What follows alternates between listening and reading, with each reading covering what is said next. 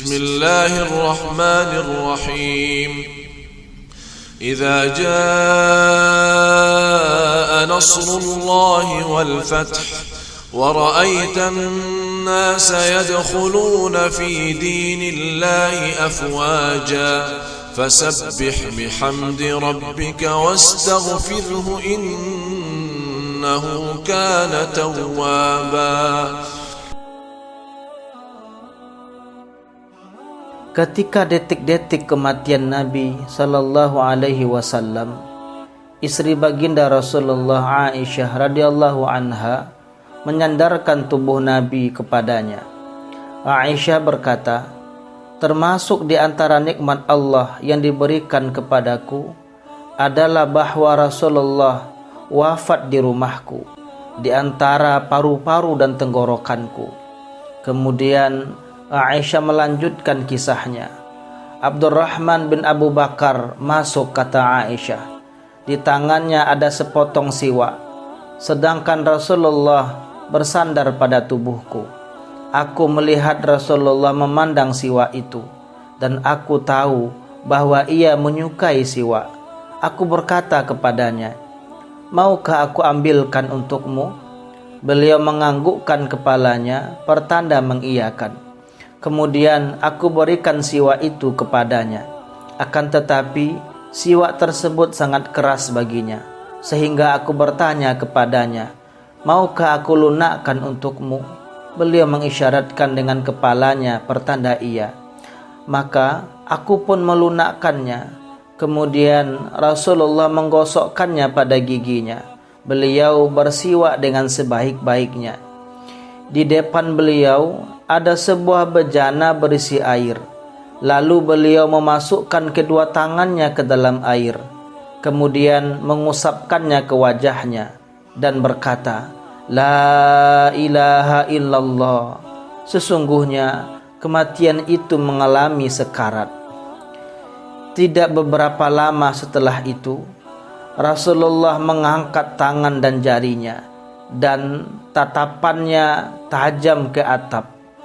Kedua bibirnya bergerak, dan Aisyah mendengarkannya. Beliau berkata, bersama-sama dengan orang-orang yang telah engkau anugerahi nikmat, yaitu para nabi, as-siddiqin, orang-orang yang mati syahid, dan orang-orang saleh. Ya Allah, ampunilah dan kasihanilah aku. Pertemukan aku dengan Ar-Rafiqul A'la. Ya Allah, Ar-Rafiqul A'la, Ar-Rafiqul A'la. Beliau mengulangi kalimat Ar-Rafiqul A'la sebanyak 3 kali.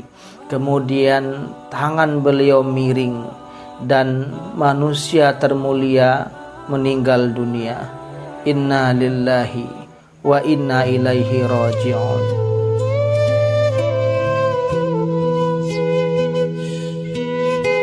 Kejadian itu berlangsung pada saat waktu duha sedang panas-panasnya, yaitu pada hari Senin 12 Rabiul Awal tahun 11 Hijriah.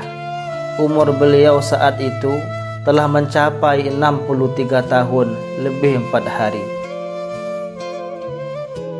Tiada hari yang lebih bercahaya di Madinah, kata Anas bin Malik, daripada hari ketika Rasulullah sallallahu alaihi wasallam datang kepada kami. Dan tidak ada hari yang lebih gelap dan muram daripada saat beliau wafat.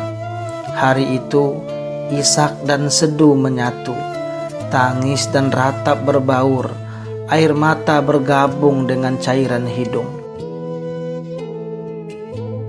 Kemudian terdengar seorang laki-laki berteriak-teriak, membuat suasana semakin kalut.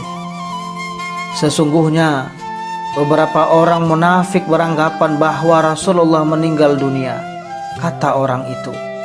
Banyak orang berhimpun di sekelilingnya, hingga orang yang berada di belakang harus berjinjit untuk mengenali bahwa ternyata orang itu adalah Umar bin Khattab.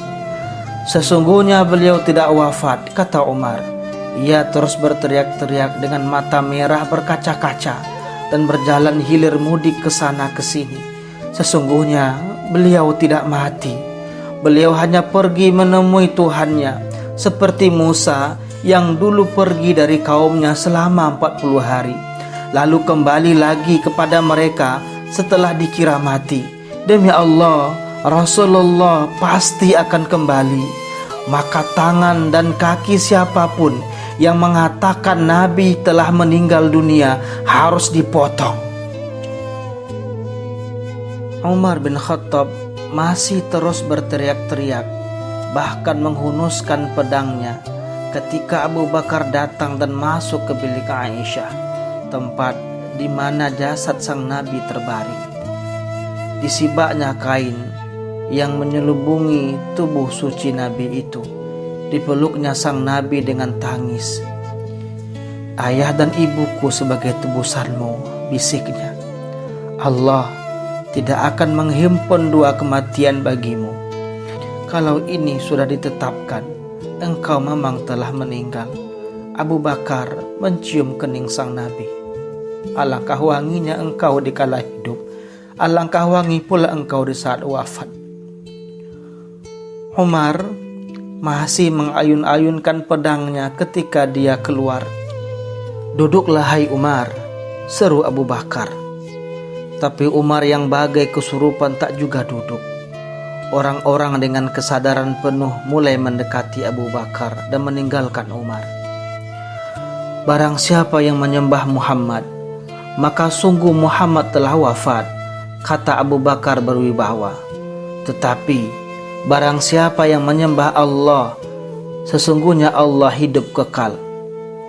Abu Bakar kemudian membaca Al-Quran surah Ali Imran ayat 144.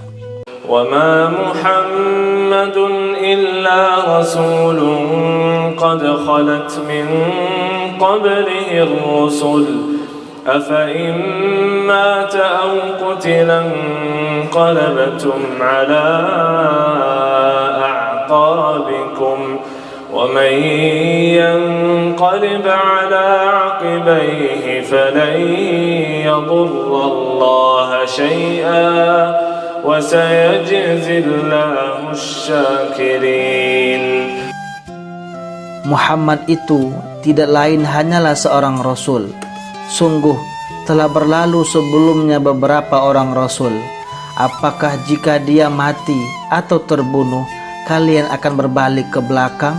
Dan barang siapa yang murtad berbalik ke belakang, maka ia tidak dapat mendatangkan mudarat kepada Allah sedikit pun, dan Allah akan memberikan balasan kepada orang-orang yang bersyukur. Umar jatuh terduduk mendengarkan ayat itu. Pedangnya lepas berdentang dari genggaman. Dengan gumaman diselingi isak, disimak dan dilafalkannya ayat yang dibaca Abu Bakar. Demikian juga yang lain. Mereka semua membaca ayat itu seolah-olah ayat itu baru saja turun, seolah-olah mereka tak pernah mendengar ayat-ayat itu sebelum Abu Bakar membacakannya. Entah mengapa